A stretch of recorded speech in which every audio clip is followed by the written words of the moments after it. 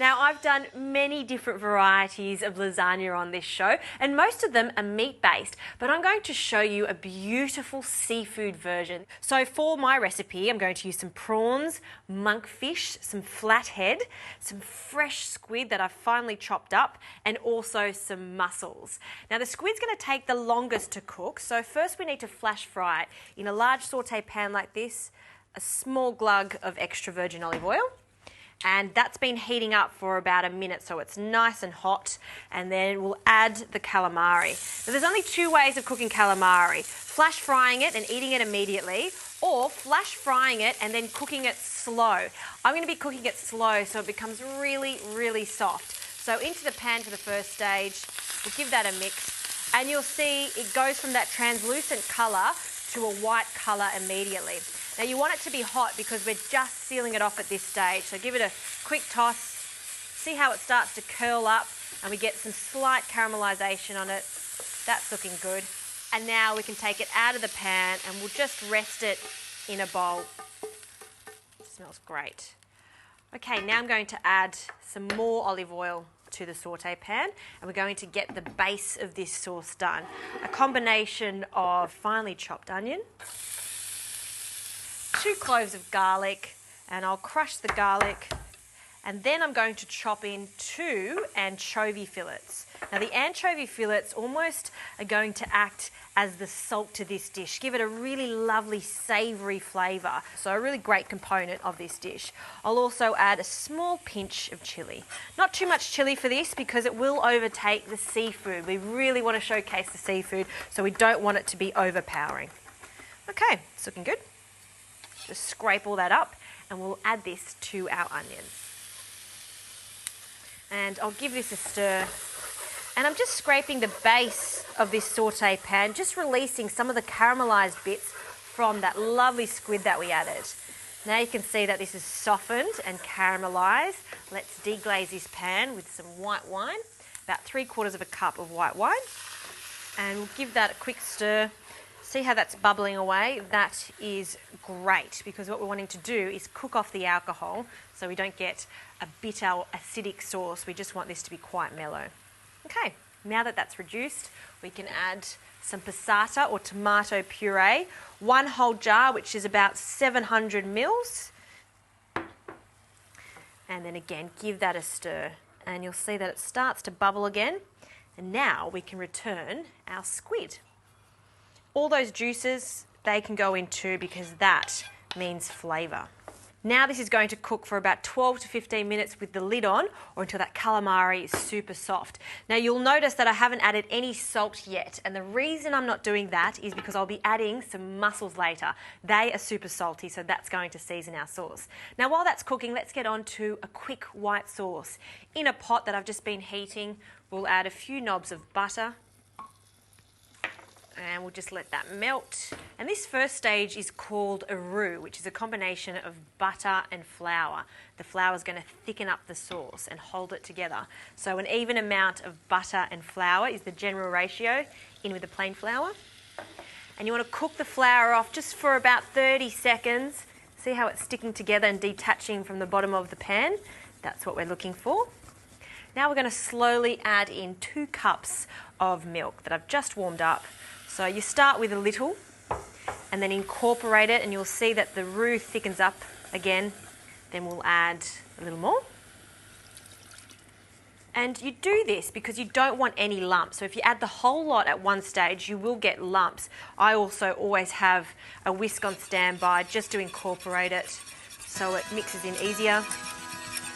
Now I'm going to continue adding the rest of this milk, and then constantly whisk it until it becomes thick and starts to bubble away. Then all I have to do is add some cheese and the sauce is done.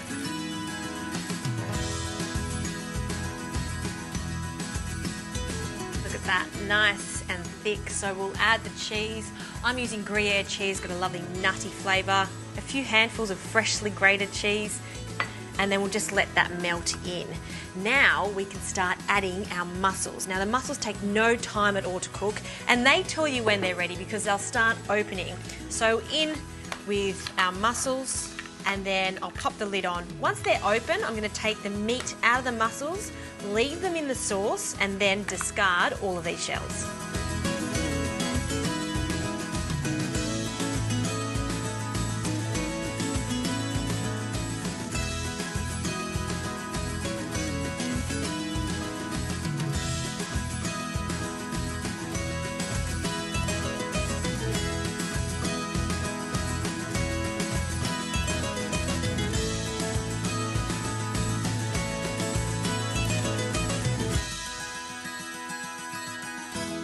Okay, I'm up to my last mussel, and I've also turned the heat off. We'll take that little piece of delicious meat out, and then we'll just fold it through. Now, I'm turning the sauce off now because seafood doesn't take long at all to cook, and we are going to put this in the oven because it is a lasagna. So I want to add the seafood and cook it to the bare minimum. So first up, before we add the seafood, a generous handful of baby spinach. And I love the addition of some parsley. You could also use dill for this. I'm going to roughly chop it. It doesn't have to be too small. Great. And we'll add that. And we'll just fold that in so the spinach can start wilting. And now for the rest of our seafood and the prawns, we'll add that in. Now, you can change up the seafood. If you want to just make it prawns, you can make it just prawns. You can also get a seafood marinara mix at fishmongers, so that also works really nicely for this recipe. Now I'm going to gently fold this through, just so each piece of fish is coated. Okay, look at that. Just perfect. Now I'm just going to taste for seasoning because we did add those mussels and they were salty with that seawater. Oh, it's pretty good. I may add just a small amount of salt. Always best to add the salt afterwards because, like I said, you never know how salty the seafood is going to be. Okay, let's get our baking dish and we can start layering. Okay, so with a spoon, we're going to add about 1/3 of this mixture to the base of the dish. Just spread it out. And now for our lasagna sheets. I love these instant lasagna sheets because they take no time at all to cook. And we'll add 2 to start with and press it down. Now we'll add some more of our marinara on top, getting lots of that sauce. And again, spreading it out so we're coating most of our lasagna sheet. A little bit more over here. And now for our white sauce that's got some yummy Gruyere cheese in it. We're going to just drizzle that over the top. Oh, look at that. So good. A blanket of white sauce. I'm in heaven before it's even finished. Okay, and now we're just going to continue the process. More lasagna sheets, more marinara, and I like to finish off with the white sauce. Then this goes into the oven, 180. I like to cover this and cook it for about 30 minutes with foil. Take the foil off and cook it for a further 15.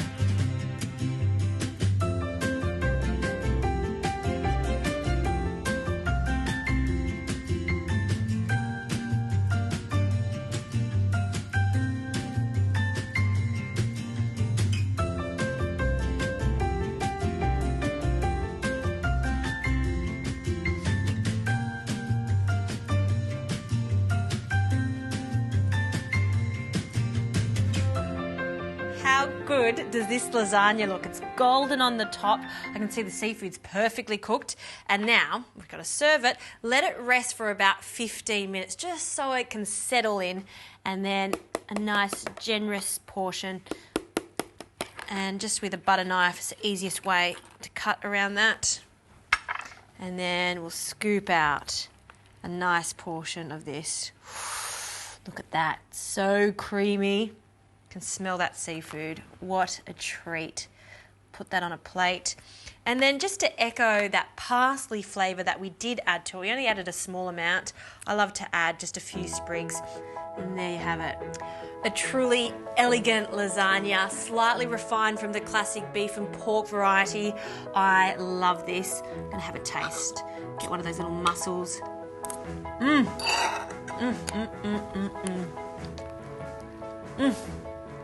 I do like a classic lasagna, but I must say this changes the game entirely.